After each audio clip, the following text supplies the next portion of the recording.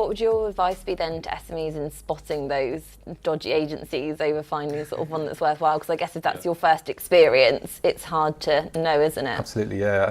I think you've just got to keep asking questions. I think it's so important to keep touching base with whoever it is looking after your PR. I think setting out from the outset some real clear goals about what you want to achieve, but agree them together, not a case of I want £1 million more turnover, and then the PR saying, yep, that's fine, we'll go and do that for you, because it's not going to happen. It needs to be clear, it needs to be thought out, it needs to be aligned with the business objective, strategy, all these kind of things. And if the agency or the person you're talking to isn't asking those questions, then they're probably not the right person, because if they're just saying, yeah, we're going to send out 3 press releases a month, and we're going to get you this amount of clicks to your website or this amount of views on the news coverage, then that's not something they can guarantee either.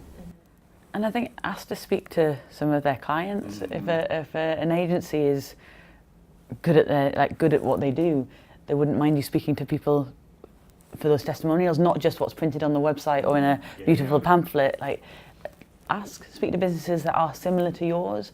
If you're speaking to an agency and all of their clients are in software sales and you're selling beauty products, might not be the right agency for you. So go and speak to organisations that are a similar size, that have similar objectives, and find an agency that knows that sector. I think you want an agency as well that's asking you difficult questions. I think if they're not afraid to really get to the heart of your business and ask some quite tricky, maybe upsetting questions in a way, that's the role, that's what it should be. It should get to the heart of everything. And whether if they're not doing that and just glossing over things, then it's not what it should be about.